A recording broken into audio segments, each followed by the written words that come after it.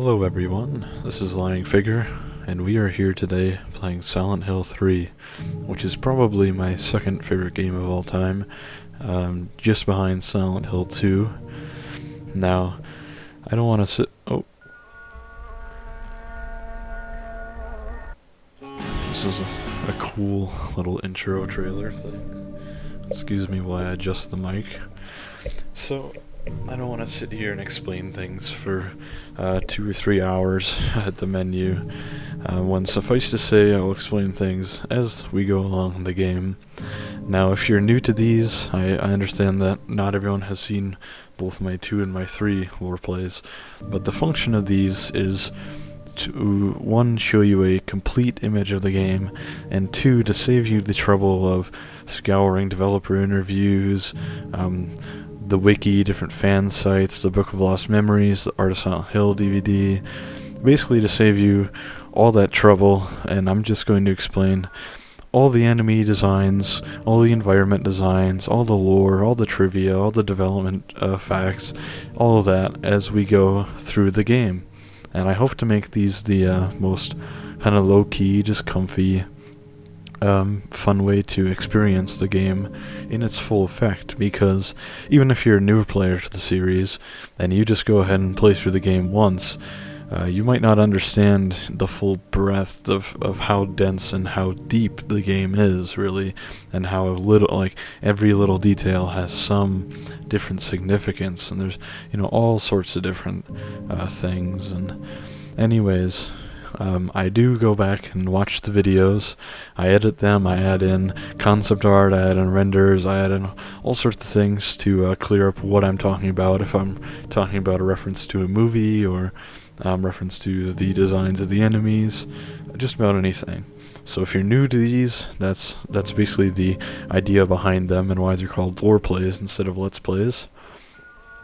Now, I am going to, just to be clear, we're going to start with a new game, but then we're going to switch over to an extra new game once we actually start playing, or once we get into the actual game and not the intro, because if you start extra new game, it's basically new game plus, and it skips the entire intro section to the game, and we don't want to do that, so we're actually just going to start with a new game, and then I'll tell you when I cut into a new game plus. And I'm just doing new game plus because there's a few different references, or a few little trivia tidbits that you don't get in the normal game, and also there's all sorts of really fun items, there's new weapons, and all sorts of fun costumes. And anyways, without further ado, new game.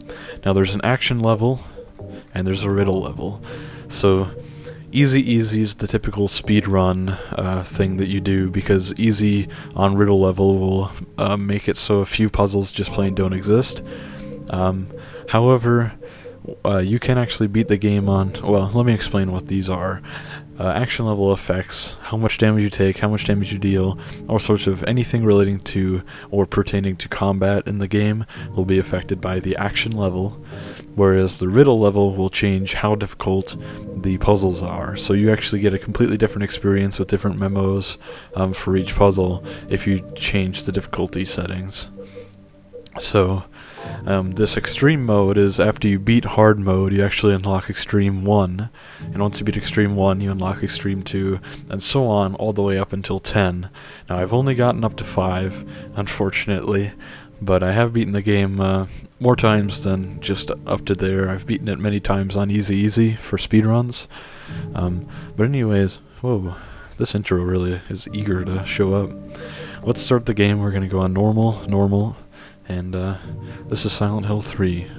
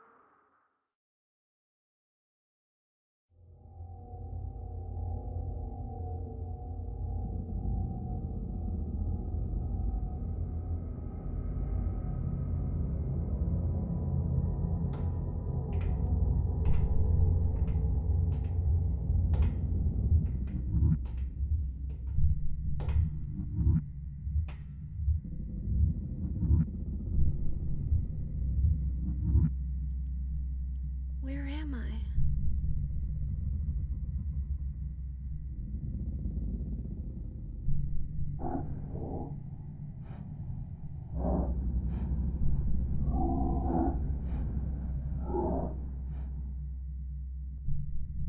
So, we've started the game. We're here, I am actually in control now. Now, before I say much, I just want to say this is on the PC. If it doesn't appear in widescreen, it's because you actually need a fix, or, some kind of hack, I guess it's a fix, to run it in widescreen. And for some reason, the recording software still does not detect the XE as being in widescreen, so it might look, a different aspect ratio, but I've checked, I've made sure it's not squished or anything, it just records in a different aspect ratio. It's very odd, but no worries, it will still look fantastic, because although this PC port did come out in 2003, the same year as the game, it looks amazing, as you'll be able to see the character models, the faces, everything in this game, especially this came out literally 13 years ago, is astounding. Just incredible. Now, anyways, we are in, as I'll show you here. If you're new to this, new to these lore plays, you'll know that in Silent Hill 2 and 3, the camera, you can actually control it externally by using a different key. I've mapped it to tab. So if I really want to, I can move the camera around. If it ever seems wonky, trust me, it's not the game's fault. It's because I have my mouse sensitivity very high and I'm controlling it manually. So you can see we're in Lakeside Amusement Park. And if you saw my lore play Silent Hill 1, now, I don't want to shill my videos too much, but I really would recommend that skip 2, don't even bother watching that one if you're going to watch this one, and just go straight to Silent Hill 1 and watch that lore play, and then jump to 3, because 3 is actually a direct sequel to Silent Hill 1, which is really cool, but most people don't seem to know that. But yeah, 2 is kind of standalone compared to 1 and 3. Even 4 has a lot more to do with 1 and 3 than 2, although it has a few references to 2. Anyways, so we are controlling this girl. Her name is Heather. Yeah, that's about all I say about her for now. She's very cool. I think she's probably my favorite Silent Hill character next to James overall. A rabbit doll. No, it's a costume. Is there someone in there? It looks like there is, but I don't feel like making sure. So, very creepy. Obviously bloodstained big rabbit. It's a giant rabbit costume. Why would this be here? So, of course, this is Robbie the Rabbit, pretty famous. This is his first appearance in any of the Silent Hill games. So, obviously, this doesn't seem to be the real theme park, because everything seems rather hellish and fucked up, for lack of a better term. Let's go ahead and look at this. It's a popcorn wagon, but there's no one here to sell it. Where did they go? Well, they probably went to movie theaters, because it's a better market for popcorn. They sell a bucket of popcorn for $40. Anyways, let's look at these boxes here. So these boxes it's very hard to tell. I just recognize the imagery because I played the game so many times, but you can kind of see there's a figure in there, or some strange texture, blood, virus, parasite stuff going on, and he is hanging by one hand. And if I interact with it, I can see, and what's this? Something strange in a cagey box thing. A person? Not quite. I don't really want to stare at it for very long, whatever it is. I agree. So if we actually go over here, we'll see the same thing, which is, again, the hang by one hand person. What that is definitely explained in the game, but I don't want to spoil anything. Now this is actually, if you watch my Silent Hill 1 lore play, you will recognize this is the crossed-armed, hanging weird corpse thing in a weird like cloak that we see. I'll put up a picture here in the school first, and then it's a recurring theme throughout the other world.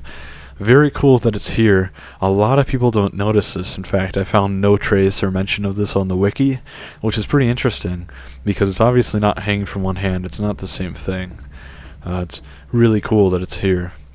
And once again, this is a direct sequel to, and it's the only box that has that, because again, this is the guy hanging from one hand, but this is not. Pretty cool. Hard to notice, that's for sure. But anyways, if you explore long enough, you'll find out. And by the way, you can almost fall in these holes. She'll have that little animation. But on easy difficulty, you can't fall in those holes. On hard, you will fall immediately, and on normal, you get a warning beforehand. But we'll explore for a while and find this is our only way to go, Souvenir Avenue. So, we'll go out here, and of course, crazy monsters everywhere. Dogs and closers and all sorts of disgusting things that we're going to avoid. And there's a rabbit stuffed animal here. So more Robbie the Rabbit stuff. We're in a souvenir shop. Just normal souvenir type toys here. Huh, never thought I'd say normal in a place like this. You sassy girl, you, Heather. Lots of different styles, but I don't really want any of them.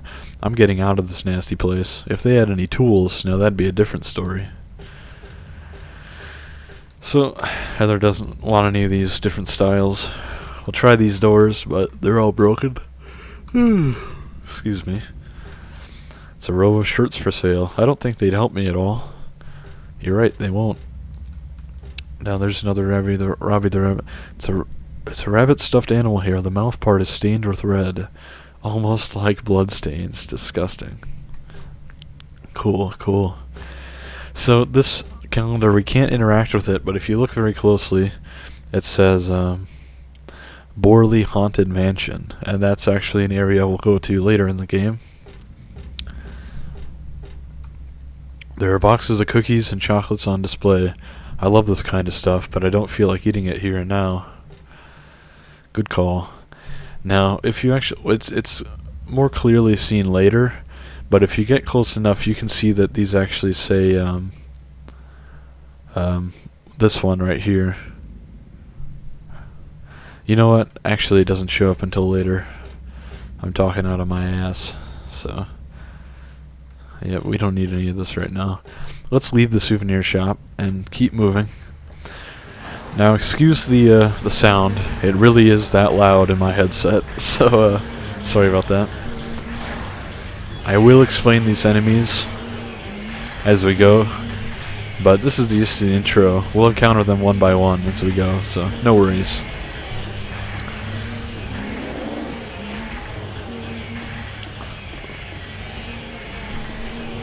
So we're gonna run up here.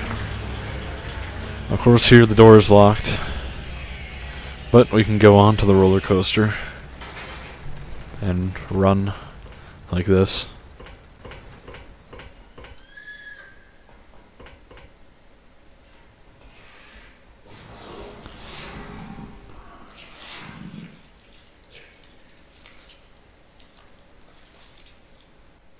Sounds like someone's being eaten, huh?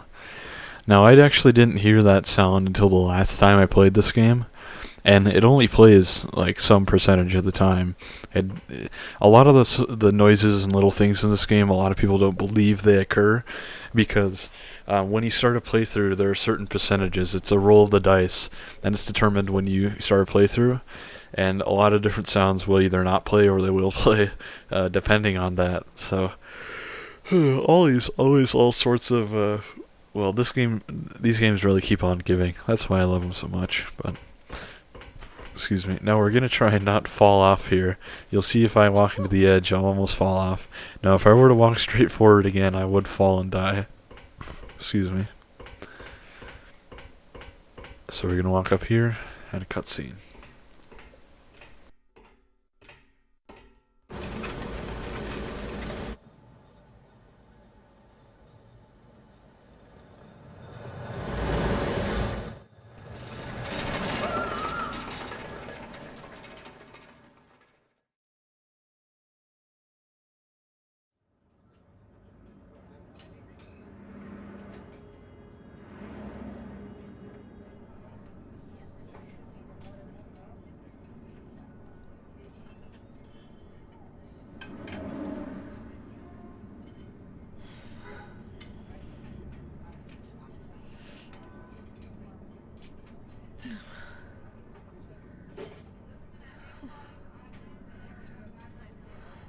a nightmare.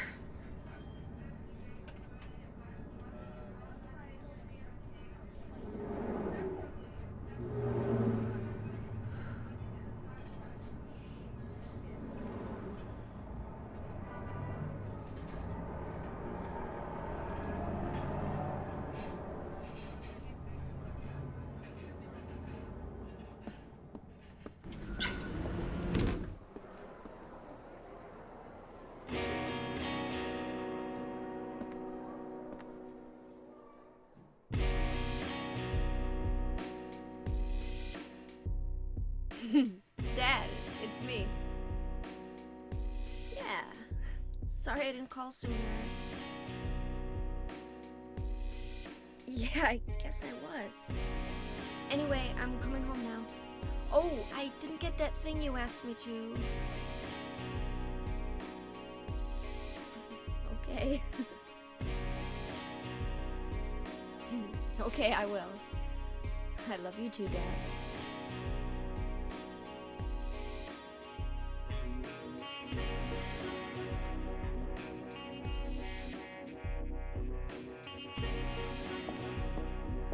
Heather, I need to speak with you. My name is Douglas Cartland. I'm a detective. A detective? Really?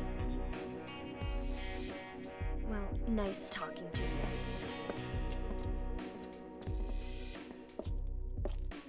Hold on. There's someone that wants to meet you. Just let me have an hour. No, half an hour of your time. My daddy always told me not to talk to strangers. This is very important. It's about your birth. I'm not interested.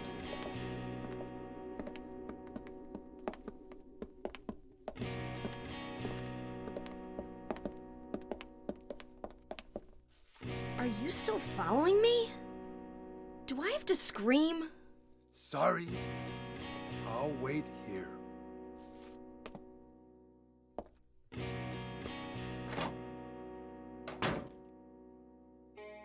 Okay, so that's kind of our intro to the game.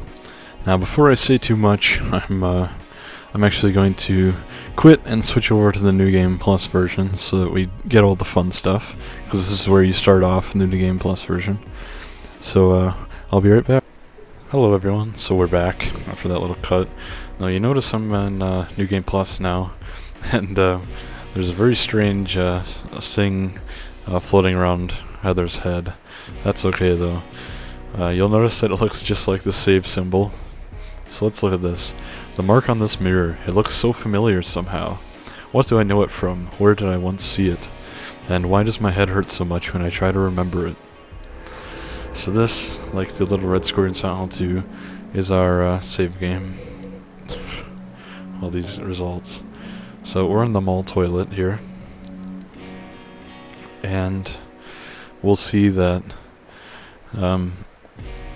that weird old detective is out there, so I'm not leaving. So before we go anywhere, I just want to talk a little bit about that guy who was trying to talk to us. His name's Douglas Cartland. And well, I won't give away too much information about him yet, but just notice that the striking similarities. Now, this playthrough is going to contain spoilers for Silent Hill 1. Notice the striking similarity in Silent Hill 1, you start off in a nightmare, right? You have an otherworld nightmare, you wake up, and immediately you meet a police officer, Sybil. Just like in this, you meet a detective, Douglas, and it's a dream, and then, so pretty strong parallels there, but there are many of those as we go. Anyways, we can't go out there because Douglas is out there and he was creeping us out. We can knock on the door. I guess there's someone in there.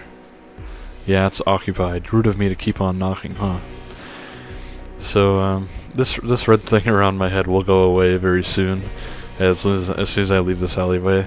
It's just an indicator of New Game Plus, I believe. But you'll notice in that beginning cutscene, when Heather wakes up, that everything's very red, And Masahiro Ito did say that everything is red. It's redder than a normal sunset on purpose, to indicate that even by the start of the game, there's already some hellish, nightmarish, otherworld stuff, magic going on. So all we can do is look at this fantastic mirror. Just like Silent Hill 2, you start off in a bathroom, and we're going to head through this window. Now I did actually upscale the resolution a bit. And we're going to grab this gun. The road is blocked with empty boxes and stuff. I can't get through. But you'll see here there's the unlimited submachine gun, which is really cool. Because that basically makes the combat in the... This is a New Game Plus only item. You get it by beating the final boss with a melee weapon.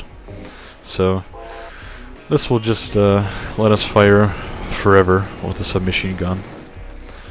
And I'll be using it for the combat, really, because the combat really isn't that fun. And there's a few funny bugs if I use this gun, so I'll use this gun. So, we can't go that way. We can only run down the alleyway. You'll see the creepy red blur. And there's a van up there. So this camera angle is going to try to convince us to turn and use this door by focusing on the door. But first let's look at the van. And we can see just a van, nothing remarkable. Well, that's helpful. Maybe I should walk around it. Never mind. Well, how did this car park here? I love that Heather Lamp shades some kind of just talks about how nuts some of this stuff is. She's sassier than James is. So let's go through here. Now we'll get a map pretty soon, but we're in a mall, which is a pretty cool area for the Silent Hill game. We go through here. Nope. So all these doors except for one are broken or locked, but now there are a few things we can see, like this, which if you look closely says the Revert of Turn Ale. Now, or the Revolt of Turn Ale. Now no one knew what it meant, so they looked it up. And Turn Ale is Welsh for the other world, which is a fun little reference to, of course, the other world. So let's look at this poster. Oh, we can't interact with it. That's very odd. Now, I've seen pictures, and I'm pretty sure maybe it's in the console version only, but you can interact, and Heather will just say, "What a creepy face," which is pretty neat. Locker door won't open. Guess I'll just leave it alone. So this is locked. We can come through it again later. This broken, of course. All this broken. Can't go through here. Nothing of interest on the whiteboard. So let's walk through here. Now 1 second here. I had a fan running I had to turn off. So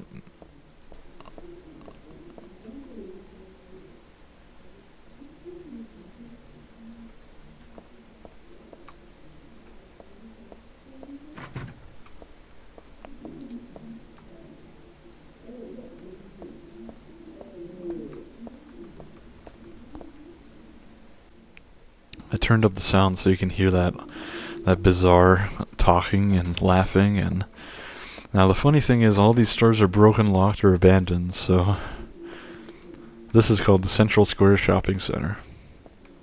So obviously that laughing and that noise, something's not quite right. Let's head through here.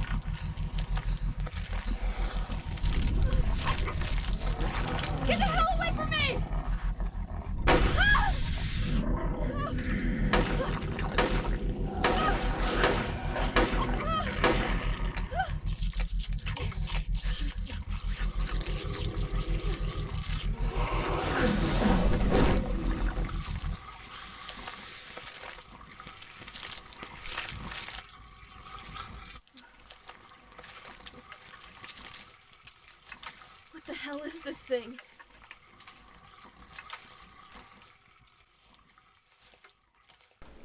So that's our first monster encounter. This monster is called the Closer. It's definitely not human. I've never heard of such an animal. No way is it a costume. It sounds crazy when you say it, but monster is the only word for it. But I don't think I'm crazy. It's a monster.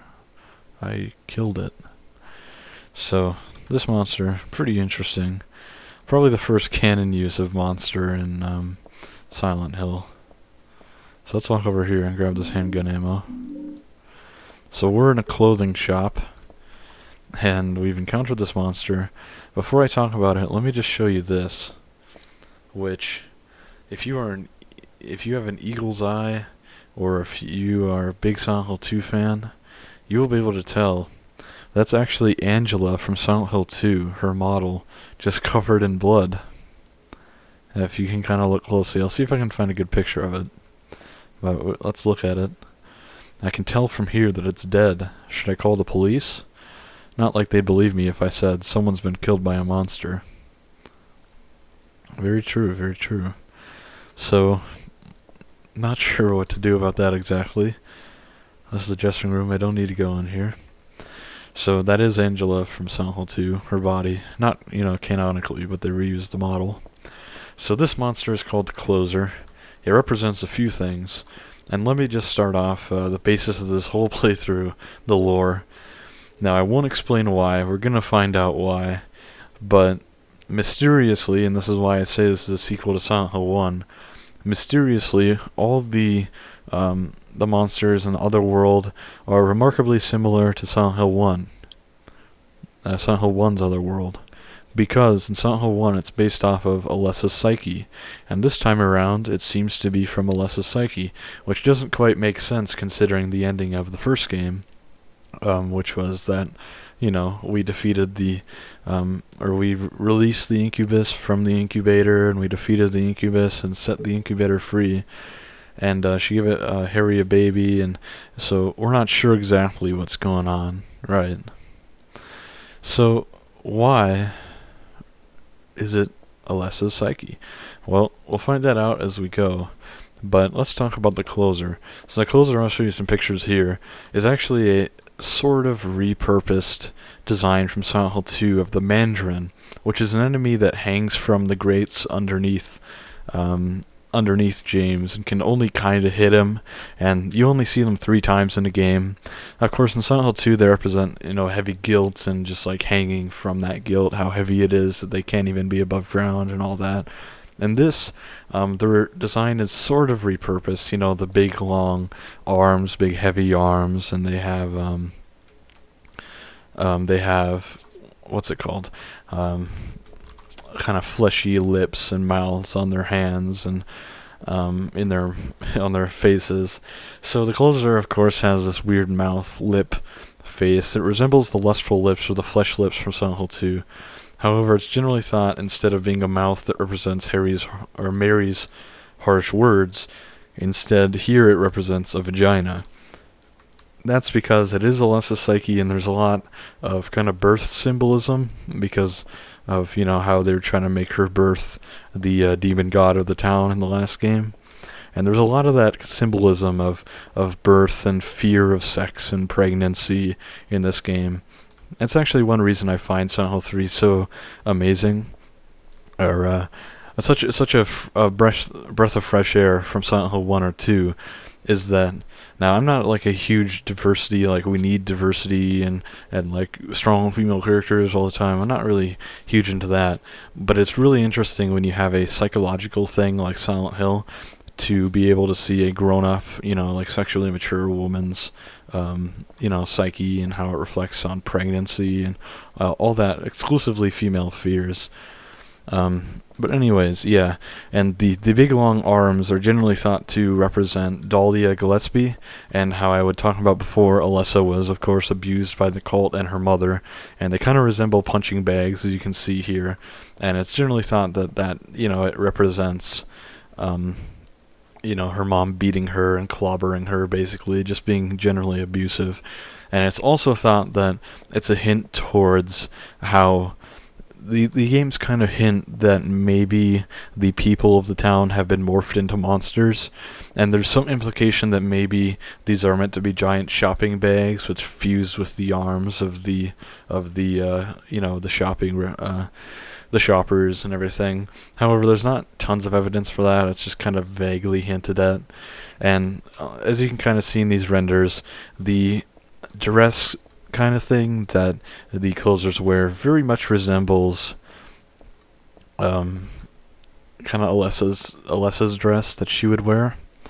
And another very cool thing is that if you actually go on top of its head, on top of the closer's head, and look at it, it actually has some Japanese writing, which translates to like Lotus Undali or Untli or something like that. That is a famous Buddhist religious text. I'm not sure why it's there. Nobody really knows why it's there. Masahiro Ito kind of likes putting random words on random monsters, just like the Incubus in Silent Hill 1. So, that's kind of the idea. Now, the closers, as you'll see when I go forward a bit and kill some, you'll notice that when I do kill them, they will... when they fall to the ground, they moan in a very suggestive and sexual manner, and they writhe around. Of course, further representative of childbirth and sex and kind of like fear of that, as because they're monsters, Anyways, I think I've said just about everything I can about the closers. Very interesting enemy. If I miss anything, I'm sure I will be sure to add it. But let's keep moving. So we have to go this way. I think we can look at the face here. This is the revolt of the Turn Ale poster. Yep, it's just a poster, big deal. Something about this face, it's a little creepy. Just a poster, big deal. Oops, we don't want to go through there. Although that will be a good introduction. In fact, I heard a monster. Whoa. This is the thrilling combat of Silent Hill 3. Now these enemies are called double heads, and I'll show you a picture here. But if you remember, the first boss of Silent Hill 1 was the split head, and how it kind of splits down the middle. Its head does, and that's exactly what the heads of these enemies do. Of course, recurring symbolism. And these represent a few things. First is that they're meant to be an equivalent of the dog enemy called the Groaner from Silent Hill 1, which I'll show a picture of here. And because, again, it's still Alessa's psyche, so she does still have a fear of dogs. And that split down the middle represents a few things. But much like in Silent Hill 1 and 2, I can't explain every aspect of the symbolism of every enemy, because it would spoil some big things. But I'll just say that that, of course, is representative of the first boss of the first game, and the splitting is kind of representative of a few different things, which I'll get into later. But I just want to note, you can kind of see when I step in blood, I leave bloody footprints, much like in Silent Hill 1 and 2. And you'll notice that these enemies are wrapped in bandages, which is because, if you'll remember, Alessa survived such terrible burnings, and then she was locked in the basement of the hospital and had to constantly have her bandages changed because she wouldn't stop bleeding and oozing pus. So that's what those represent. They're just those bandages that Lisa had to keep changing. And yeah, that's about it. They're probably the most straightforward enemy in the game. In that, like, their noises and everything is obviously dog noises, whereas you probably heard some slight dog noises with the closer, but it's actually dog noises mixed with rhinoceros noises that Akira Yamaoka modulated very heavily. So let's go through here, and we're going to look at everything pretty closely. Now let's grab this before we go anywhere, because this is the map of the Central Square Shopping Center. Now, it looks absolutely massive, but don't worry, we're not going to visit that much of it. So, let's see where we are. We're up there behind some stores. So, let's see if we can turn the camera. Let's look, before we go forward, at some of the these doors have some writing on them. In some places, not always. Most of them just say employees only. Now, look at this. You'll notice that it says Silent Hill 2, and it's a picture of Angela's face. I wish you could get Heather to comment on it and say what a good game it is. But anyways, let's keep moving. We're going to head in here and head up the staircase. Now Heather, unlike James, does not have any issues with running straight up staircases. In fact, I think she's kind of slowed down when you run. Yeah, you can't even run up sideways like you can with James. So, we're already here with our next enemy. Now, there are not as many enemies as in Silent Hill 1, nowhere near as many. And there's about as many as Silent Hill 2, I think a couple more. But you encounter a lot very early, so I'm sorry that I'm taking so long to move through the game. But I want to just get these basic enemies down first, because these will keep recurring. So this enemy, now that we've killed it, is called the Numb Body. And I apologize if I ever do miss things. It's because, unlike Silent Hill 1, I actually know 2 and 3 so well that and I'm not bragging or anything, I don't mean to sound like that, but I just have played them so many times and I've read so much about them that just by memory I can recite most of this stuff. So this is called the Numb Body. You'll see in the front of its head there, if I can back away and angle down at it, that's a pretty good view. So the Numb Body is, well, it walks very strangely, it kind of hobbles, and that's why it's called the Numb Body, because it seems to feel like it's frozen, it seems to feel very numb to itself, like it's, and that's because it's underdeveloped, and it's not, it's not fully born or meant to be, moving around, and that's symbolic of how in Silent Hill 1, the baby that Alessa was nurturing her stomach was the incubus, the demon, the god of the cult. And when Kaufman, in the canon ending, throws his Aglaophotis, which is the kind of anti-evil, dispel evil from being, when he throws that at Alessa, who's being forced to carry the evil baby, it dispels the baby from her, and therefore it's weak and underdeveloped, and Harry can therefore beat it even though he's immortal and it's meant to be a god. So this is representative of that underdevelopment, and it's kind of like a fetus that it's not born quite right, and you'll notice it has really cracked and stiff skin, and that's because it's a reference to Harlequin ichthyosis, which is a birth defect, which I recommend you do not look up unless you want to see terrifying things. But basically it means a baby comes out of the womb with its skin all cracked all over, it's all dried up and cracked and torn away, and you can see kind of under the flesh. And I was looking into it for the research for this, and it's just terrifying. It's some of the, anyone who has to go through that I feel terrible for, because I'm pretty sure the baby dies right after too. Really sad stuff. But yeah, that's what it's meant to represent, because again, there's a running symbolism of fear of pregnancy, fear of childbirth, fear of something going wrong during childbirth, underdeveloped fetuses, underdeveloped things like that. And also the big hole in its head represents a cervix. That's what it's just straight up says that in the Book of Memories. And it's also, a lot of people think it looks kind of like a sperm cell, like an underdeveloped kind of sperm cell. I can see it, I could see that. But anyways, that's about it for the Numb Body. You'll notice the noise that it makes is kind of a ba noise, because it's meant to be representative of how the cult is, in Christianity, the lamb is kind of like, it will dispel all sin. It's a really pure and kind and creature that will dispel sin from things. And basically, the lamb noises are kind of inverted and played very strangely, because it's meant to represent how the cult's religion is sort of a bastardization of Christianity, and how it sickens and darkens everything. You notice on the on the poster board up there at the bottom, there's a Silent Hill 2 poster of Angela's face once again. But we've talked enough. Now, I think there's only one more enemy in this. Uh-oh. double head. And I think there's only one more. We got beef jerky. Now, beef jerky is really a neat item. I think that they use some variations in later games too, like Downpour.